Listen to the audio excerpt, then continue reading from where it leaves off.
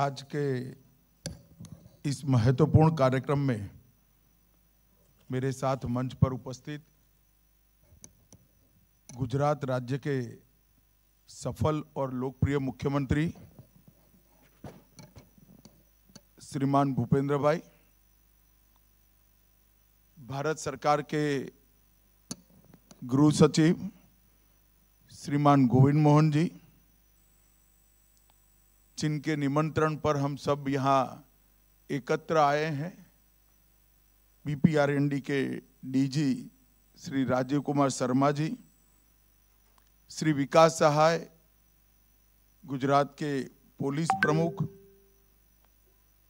Doctor Bimal भाई, जो हमारे एक प्रकार से होस्ट भी है और ये कॉन्फ्रेंस में महत्वपूर्ण भूमिका निभा रहे हैं, श्री रवि जोसेफ लोकू जी, एडिशनल DG BPRND, और आज 50वीं अखिल भारतीय पुलिस विज्ञान कांग्रेस में उपस्थित सभी प्रतिभागीगण, आप सभी का मैं हृदय से स्वागत करता हूं।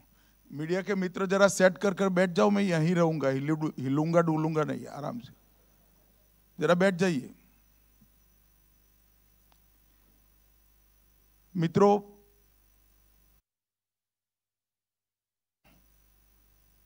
अखिल भारतीय पुलिस विज्ञान कांग्रेस के अंदर हिस्सा ले रहा हूं। जब मैं पहली बार लखनऊ अखिल भारतीय पुलिस विज्ञान कांग्रेस में हिस्सा लेने के लिए मैंने हाँ बोला, तब एक उच्च पदस्थ अधिकारी का एक टिप्पणी था जो हम सब ने बहुत गंभीरता से लेना चाहिए। मैंने बीच में 3 वर्ष 3 सम्मेलन में इसका जिक्र नहीं किया, क्योंकि मैं खुद वो टिप्पणी को समझना चाहता था और इसका धरातल पर क्या सच्चाई है वो भी जानना था। उन्होंने मुझे कहा था कि साहब, धीरे धीरे अखिल भारतीय पुलिस विज्ञान कांग्रेस कर्मकांड बनकर रह गया है, मीटिंग का बहाना मात्र रहा है। इन्होंने इसके मूल उद्देश्यों पर एक प्रश्न चिन्ह खड़ा कर दिया था। मैं 4 बार, आज चौथी बार आया हूं। आज का एजेंडा भी मैंने डिटेल पढ़ा है। एजेंडा तैयार करने में भी, उसके पहले भी मैंने BPRND से चर्चा की है। मैं ये जो ग्रॉस स्टेटमेंट था, इसको सिरे से नकार नहीं रहा हूं। मैं मान रहा हूं कि अखिल भारतीय पुलिस विज्ञान कांग्रेस, इसके अलावे हमारी पुलिसिंग की सिस्टम को, हमारी सुरक्षा व्यवस्था को आज के जमाने में रिलेवेंट रखना संभव ही नहीं है, इसलिए इसका बहुत महत्वपूर्ण है, ये कर्मकांड नहीं है। परंतु साथ में यह भी सही है कि 50 साल से चलते चलते देश, दुनिया, अपराध जगत और पुलिसिंग, इसमें इतने सारे परिवर्तन आ गए, इसके हिसाब से पुलिस विज्ञान कांग्रेस का स्वरूप बदला है क्या? इसको ध्यान से देखते हैं तो वो महाशय की बात थोड़ी सच लगती है, क्योंकि पुलिस विज्ञान कांग्रेस ये पूरी हमारी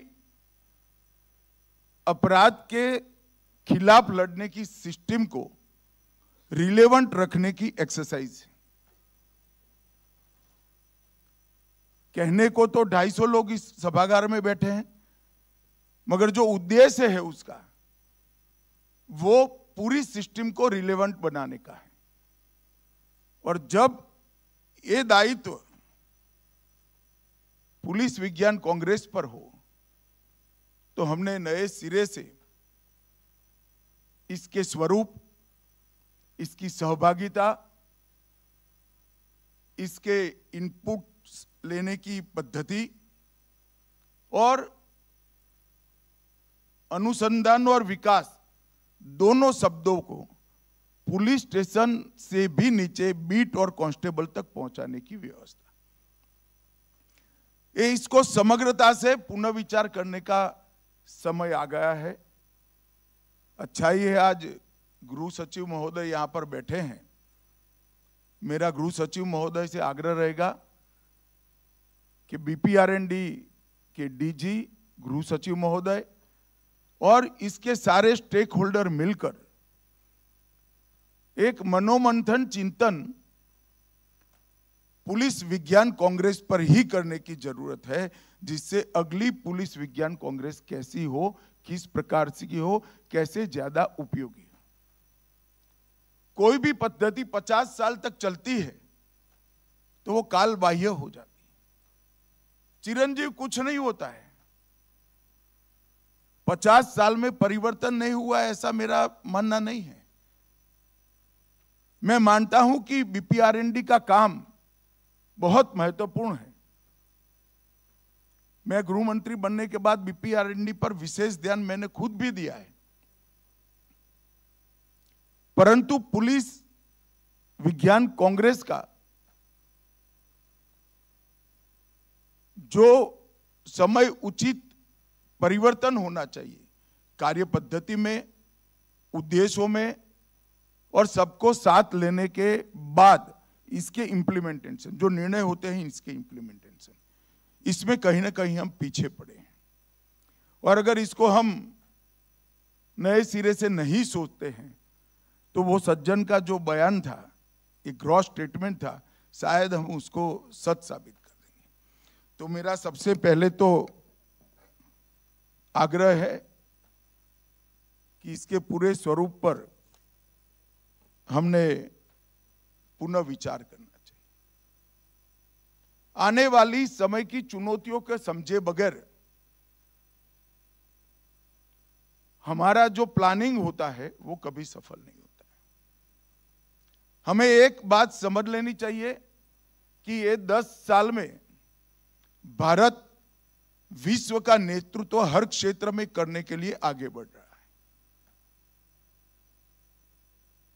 चाहे अर्थतंत्र की तालिका हो, चाहे टेक्नोलॉजी का क्षेत्र हो, चाहे सुरक्षा का क्षेत्र हो, चाहे शिक्षा का क्षेत्र हो, चाहे रिसर्च और डेवलपमेंट का क्षेत्र हो, चाहे इंफ्रास्ट्रक्चर की बात हो और व्यापार की बात हो। हर क्षेत्र में इस 10 वर्ष ने भारत ने कई दशकों की कमियों को पूरा कर आगे बढ़ने के लिए कदम भी उठाया है और हमें सफलता भी। और मैं मानता हूं इसके कारण हमारी चुनौतियां कम नहीं होती है, बढ़ती है।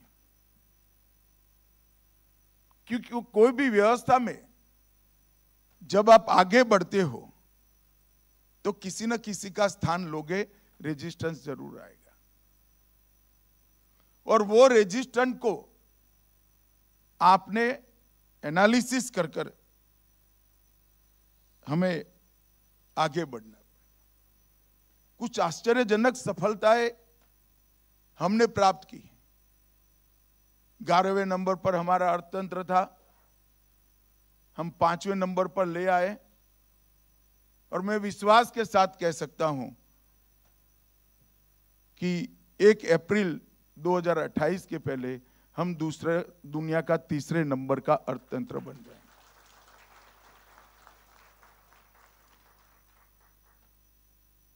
दुनिया के किसी भी चुनाव का विश्लेषण करने वाले पंडित से बात करते हैं तो उनको आश्चर्य होता है कि 97 करोड़ पंजीकृत मतदाताओं का वोटिंग कोई गड़बड़ के बगैर हो गया और सिर्फ 16 बूथों के अंदर पुनः मतदान हुआ। ये बहुत बड़ी उपलब्धि है। हमने ऐसे देश भी देखे हैं जो टेक्नोलॉजी की दृष्टि से बहुत आगे होते हैं और महीनों तक उनके परिणाम घोषित नहीं होते हैं।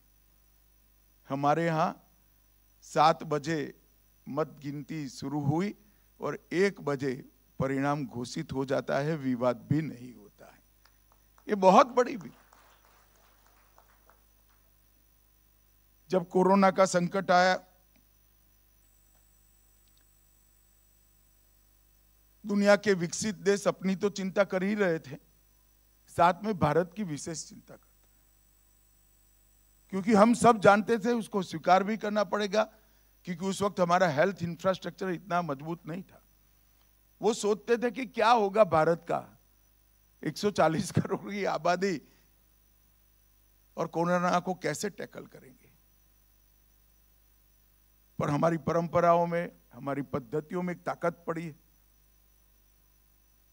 जब कोरोना समाप्त हुआ तब पूरी दुनिया ने स्वीकार किया, कोरोना का सामना सबसे अच्छा भारत ने किया है, कम से कम नुकसान के साथ। जब हमारी ये स्ट्रेंथ दुनिया के सामने आती है, तब चैलेंजेस बढ़ते हैं। वो चैलेंजेस को ध्यान में रखकर हमने हमारी तैयारियों को पुख्ता करना पड़ेगा। यहां पर आपने 8 सत्र के अंदर नए आपराधिक कानून, फॉरेंसिक साइंस का उपयोग, डिजास्टर मैनेजमेंट, ब्लॉकचेन टेक्नोलॉजी का उपयोग, साइबर धोखाधड़ी, स्मार्ट सिटी में पुलिसिंग, आदिवासी क्षेत्रों में सामुदायिक पुलिसिंग और जेलों में कट्टरवाद से निपटने के उपाय, इस पर चर्चा होगी। मेरा आग्रह है कि सभी प्रतिभागियों से इसके अलावे किसी भी एक विषय पर उनके सुझाव मांगने चाहिए और इसको संकलित कर इसमें से आगे बढ़ने की हमने चेष्टा करनी चाहिए। भाइयों बहनों, जब मैं आज आप सबके सामने उपस्थित हूं, तब भारत की आंतरिक सुरक्षा और हमारी आपराधिक न्याय प्रणाली के अंदर हम आमूलचूल परिवर्तन कर चुके हैं।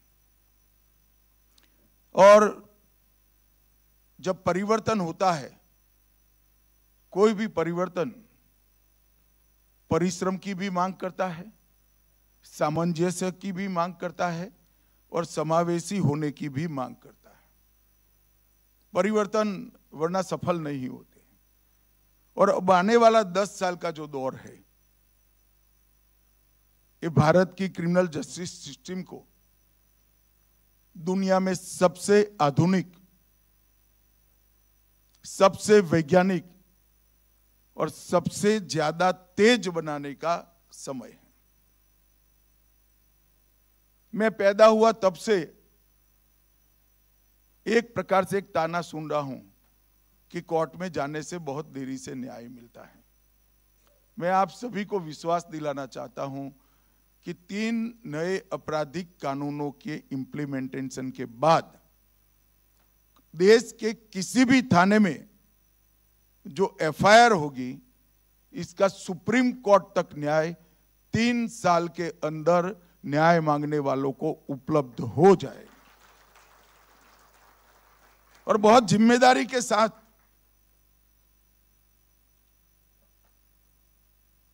मैं इसको बोल रहा हूं।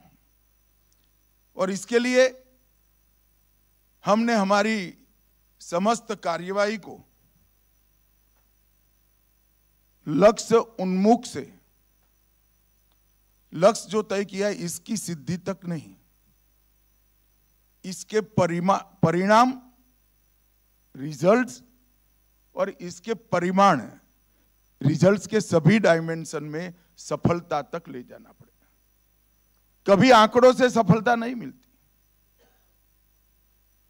लक्ष्य तो सिद्ध होते हैं, मगर इसके साथ, लक्ष्य के साथ जुड़े हुए सारे परिणाम, लक्ष्य से जिस जिस क्षेत्र में फायदा होना है वो हुआ क्या, और वो फायदा सारे डायमेंशन में हुआ क्या, उस दिशा में हमें ले जाना पड़ेगा। तब जाकर हमें सफलता मिलेगी। हमने एक मजबूत नींव रखी है। आर्थिक reform, GST, ease of doing business, make in India, social reforms 60 crore गरीबों के जीवन स्तर को ऊपर उठाया है। 25 करोड़ लोगों को गरीबी की सूची से बाहर निकाला है। युवाओं के लिए नई शिक्षा निधि, स्टार्टअप, ट्रेनिंग, स्किल डेवलपमेंट और R&D के ये 4 स्तर में विभाग कर हमने काम आगे बढ़ाया है। मातृशक्ति को हर क्षेत्र में 33% रिजर्वेशन देकर उनको एक प्लेटफॉर्म और सहभागिता का मौका दिया है। और सालों से 3 क्षेत्र बहुत डिस्टर्ब माने जाते थे, कश्मीर, उत्तर पूर्व और नक्सलवाद पीड़ित क्षेत्र। ये तीनों क्षेत्र में हमने सुरक्षा स्थिति में काफी सुधार किया है। विगत 10 साल के आंकड़े और इसके आगे के 10 साल को आंकड़ों का तुलनात्मक अभ्यास करें तो लगभग 70% हिंसा हम कम करने में सफल हुए। और मैं मानता हूं ये बहुत बड़ी उपलब्धि है। 70% हिंसा कश्मीर, पूर्वोत्तर और वामपंथी उग्रवादी क्षेत्र के अंदर हम कम करने में सफल रहे। और इसके लिए ढेर सारे लोगों ने मनोयोग के साथ सरकार के उद्देश्यों को सफल करने में काम किया है। नारकोटिक्स के क्षेत्र में मैं एक ही आंकड़ा आपको देना चाहता हूं।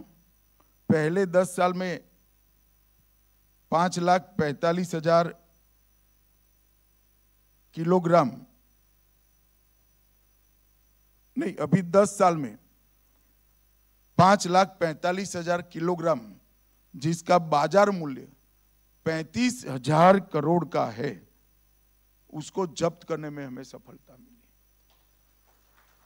और ये आंकड़ा अगले 10 साल से 6 गुना ज्यादा है। इसका मतलब नहीं है 10 साल में ड्रग्स का कंजम्पशन बढ़ा है। इसका मतलब है ये 10 साल में जब्ती की प्रक्रिया बहुत साइंटिफिक तरीके से हमने बदली है और उसमें हमें सफलता मिली।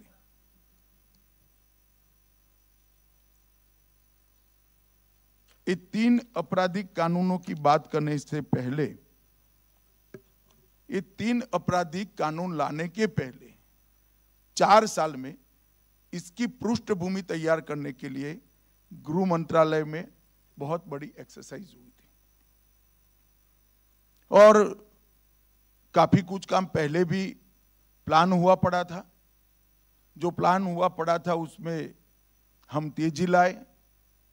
जो मिसिंग लिंक्स थे उसको जोड़ने का प्रयास किया और कुछ नए इनिशिएटिव के कारण ये 3 आपराधिक कानून लॉजिकल एंड तक पहुंच पाए और सभी परिणाम और परिमाण दोनों की दृष्टि से देश की आपराधिक न्याय प्रणाली को फायदा कराए। सबसे पहले हमने कंप्यूटराइजेशन को पूरा किया। लगभग CCTNS में 100% 70,000 पुलिस स्टेशन जोड़ दिए गए हैं। ई-कोर्ट के माध्यम से 22,000 अदालतों को हमने जोड़ लिया है। ई प्रिजन में 2 करोड़ कैदियों का डेटा है।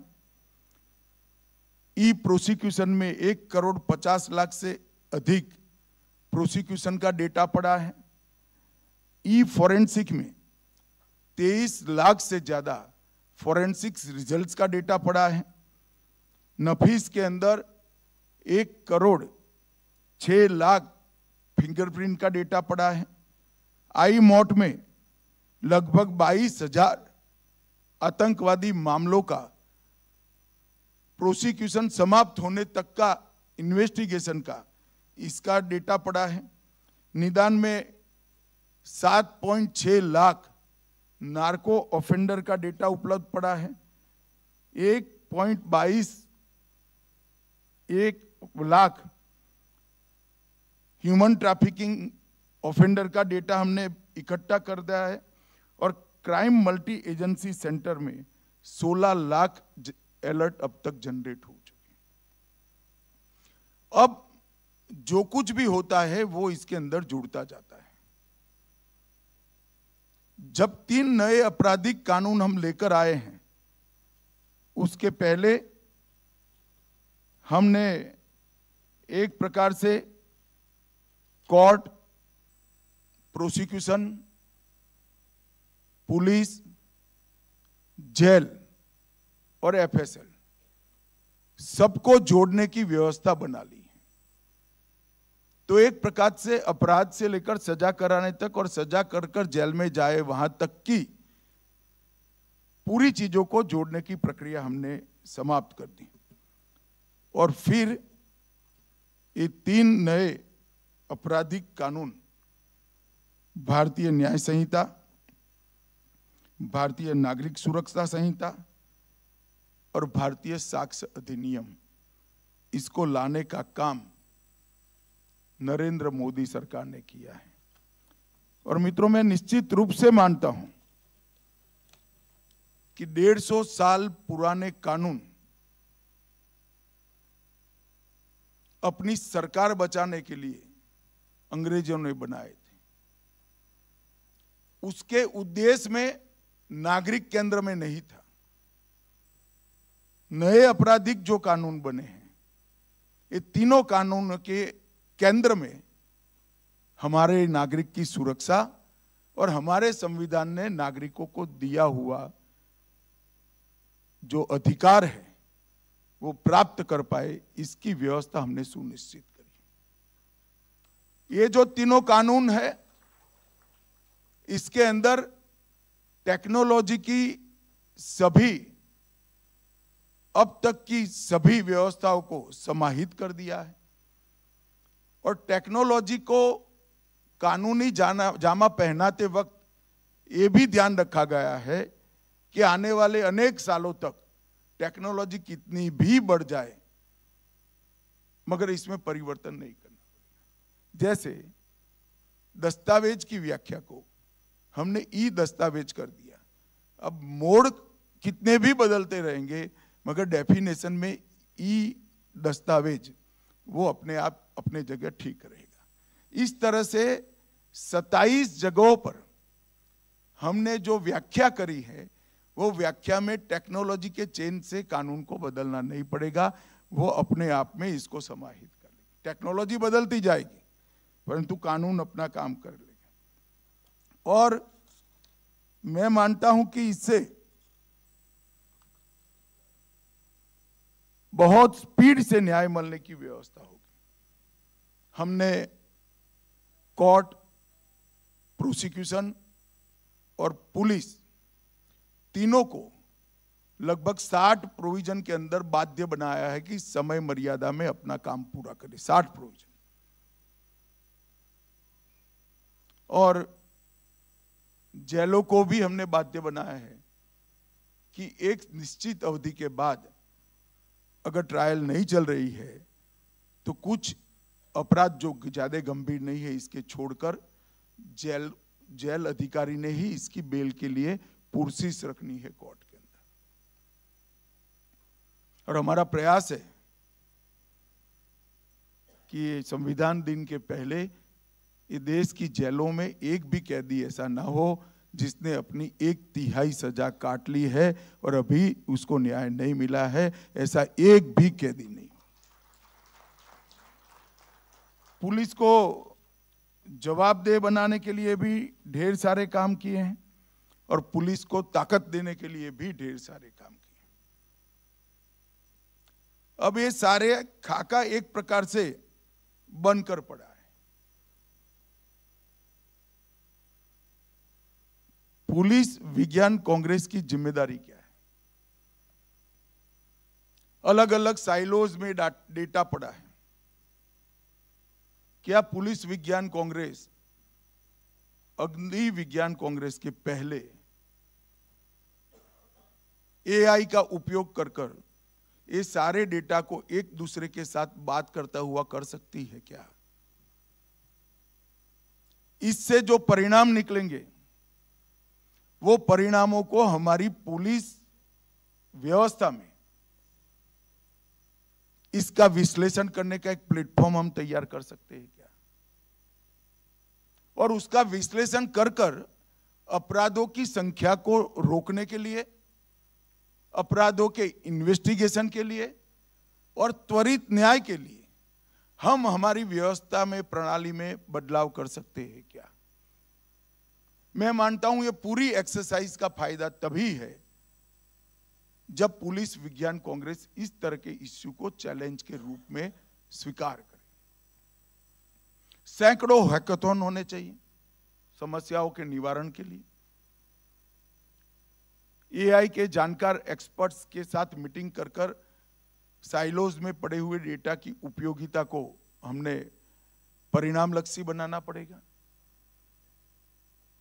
और इससे जो एनालिसिस आता है उसका प्रैक्टिकल विश्लेषण कर हमारी व्यवस्था को सुधारने के लिए काम करना चाहिए। मैं मानता हूं कि ये नहीं करते हैं तो इस सारी एक्सरसाइज का इतना फायदा नहीं होगा कि जितना होना चाहिए। फायदा तो जरूर होगा परंतु इतना फायदा नहीं होगा कि जितना होना चाहिए। और ये विषय को पुलिस विज्ञान कांग्रेस ने चैलेंज के रूप में स्वीकार करना चाहिए। आपके 8 सत्र आप समाप्त कर दीजिए। बाद में मेरा बीपीआरएनडी डीजी साहब से आग्रह है कि उसके बाद जो लोग इस विषय पर अपनी इच्छा से रुकना चाहे, ये लोग 3 घंटा रुककर इस पर विमर्श करें और फिर बीपीआरएनडी सबके साथ ऑनलाइन चर्चा कर इसका रोड मैप बनाए। इसमें रक्षा शक्ति यूनिवर्सिटी और एफएसएल यूनिवर्सिटी को भी जोड़ना चाहिए। आईटी और मैनेजमेंट, इसके लिए अच्छा काम करने वाली यूनिवर्सिटियों को भी इसके अंदर जोड़ना चाहिए। और इंप्लीमेंटेशन के विषय में जिन्होंने सफलतापूर्वक काम किया है, जिनको इंप्लीमेंटेशन के गुर मालूम है, ऐसे तज्ञों को भी इसमें जोड़ना चाहिए। तब जाकर ये परिणाम लक्षी बन सकता है। और मैं मानता हूं कि हमारी कांग्रेस भी तभी परिणाम लक्षी मानी जाएगी। आने वाले दिनों में हमारे सामने कुछ चुनौतियां हैं। दुनिया के सामने चुनौतियां हैं, सिर्फ भारत के सामने नहीं है। इसका हल भारत ने ढूंढना चाहिए।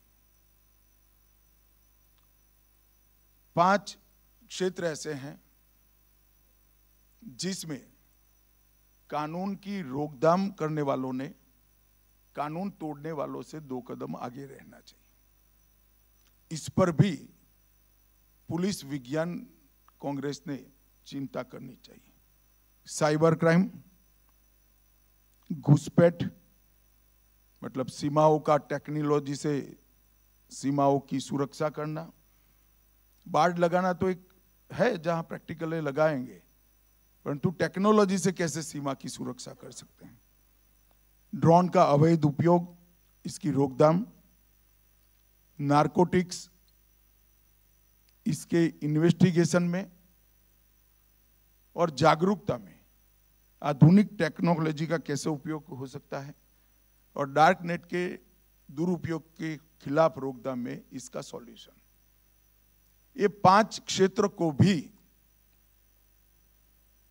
हमने आरएनडी में जो विश्वास करते हैं, ऐसे सभी क्षमतावान लोगों के साथ मिलकर बीपीआरएनडी और पुलिस विज्ञान कांग्रेस ने आगे बढ़ना चाहिए। मित्रों, एक प्रकार से कोर्ट, प्रोसिक्यूशन, पुलिस सीएपीएफ और स्टेट्स की रिजर्व पुलिस मिलाकर मैंने एक बड़ा अंदाज लगाया था, ये 10 करोड़ का परिवार है, 10 करोड़ लोगों का, जो देश के आपराधिक न्यायिक व्यवस्था को सुदृढ़ करता है। 10 करोड़ लोग हैं। अब 10 करोड़ लोगों को आगे कैसे बढ़ना, इसका चिंता ये 250 लोगों ने करनी है। मैं आप पर बोझ नहीं डाल रहा, आपकी जिम्मेदारी का एहसास कराता हूं, और ये हमारी भूमिका होनी चाहिए। मगर इसको बोझ मत समझिए। चिंतन कणिका जो होती है, इसने हमारे भूतकाल में एक ही चिंतन कणिका के बिंदु ने इस दुनिया को उपनिषद दिए। हर उपनिषद का मूल उद्भव एक चिंतन कणिका से हुआ है, और जिन उपनिषदों को आज पूरी दुनिया मानव विकास, पृथ्वी का संरक्षण और समावेशी स्वभाव, इसके लिए मूल चिंतन मानते हैं, पूरी दुनिया मानती है।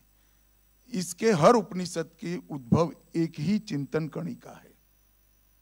तो चिंतन का एक कण, इसमें बहुत बड़ी ताकत होती है। तो 250 लोगों ने कोई दबाव में आने की जरूरत नहीं है। चर्चा और समावेशी कार्य पद्धति से 250 लोग पूरा देश बदल सकते हैं। और मेरा आग्रह है कि हमारी पुलिस विज्ञान सम्मेलन का आने वाले 10 साल का एक रोड मैप बने। हम क्या क्या परिवर्तन, क्योंकि कोई भी परिवर्तन थोपा नहीं जाता है, धीरे धीरे करना पड़ता है। इसका ईयरली रिव्यू, 5 ईयरली रिव्यू, फिर 5 साल के बाद फिर से इसका प्लानिंग, और 10 साल में हम गंतव्य स्थान पर पहुंचे। इस तरह का एक रोड मैप बीपीआरएनडी ने बनाना चाहिए, तो ही बीपीआरएनडी और एक पुलिस विज्ञान सम्मेलन अपने आप में सफल माना जाएगा। और मैं आज जो आप लोगों के सामने मेरे विचार रख रहा हूं, वो 3 सम्मेलन में जाकर 4थे सम्मेलन में करता हूं।